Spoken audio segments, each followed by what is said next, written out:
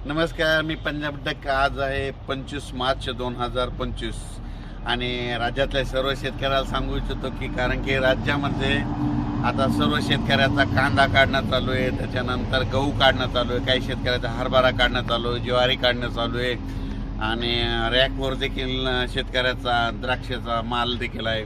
म्हणून राज्यातल्या शेतकऱ्याला खास करून अंदाज देणार आहे, ज्यांचा कांदा काढणे चालू असेल तर तुम्ही काय करा, 31 मार्चपर्यंत तुम्ही तुमचा कांदा काढून घ्या. कारण की राज्यामध्ये 31 मार्चपासून ते जवळपास 7 एप्रिलपर्यंत म्हणजे जवळपास 7 दिवस राज्यामध्ये अवकाळी पावसाची शक्यता आहे. म्हणून हा अंदाज लक्षात यायचा.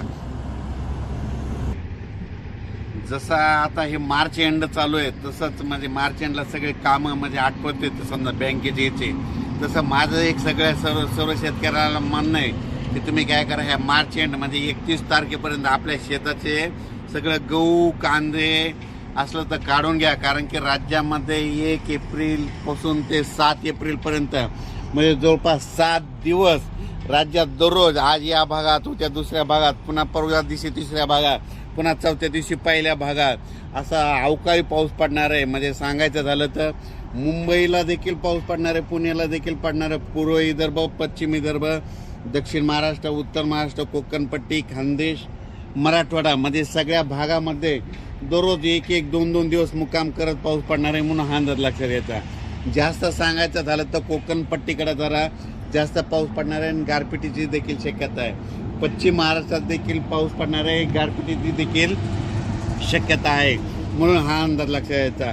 ज्या शेतकऱ्याचा गहू कांदा काढणे चालू असेल तर तुम्ही काय करा, वीटभट्टीच्या शेतकऱ्यांनी तुम्ही काय करा, 31 मार्चपर्यंत तुमच्या वीटभट्टी देखील झाकून ठेवा. कारण की राज्यामध्ये जवळपास 31 मार्चलाच म्हणजे आभाळ खूप येणार आहे.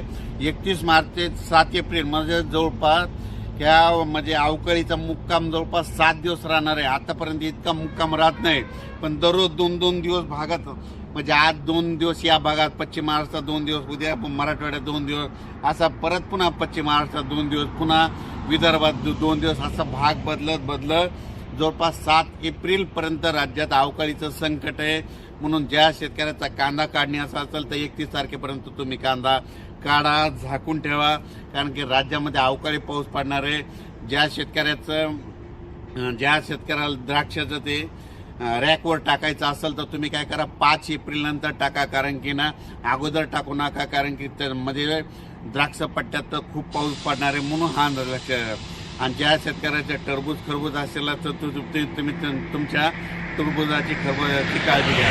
पण राज्यात मात्र पाडव्याच्या नंतर म्हणजे शेतकऱ्याचं जे नवीन साल सुरू होतोय, गुढीपाडव्यापासून ते जवळपास 7 दिवस सारखा म्हणजे भाग बदलत अवकाळीचं सावट आहे. म्हणून हा अंदाज लक्षात येतात.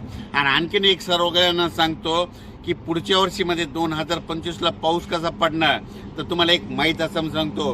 गुढीपाडव्याच्या नंतर त्या 8 दिवसामध्ये जर तुमच्या गावावर निसर्ग आभाळ गेलं तर त्या वर्षी जास्त पाऊस पडतो. आणि तुम्हाला बघायचं झालं तर तुम्ही बघा, यावर्षी गुढीपाडवा झाल्याच्या नंतर 8 दिवस तुमच्या गावावर दररोज आभाळ आणि पाऊस पडणार आहे.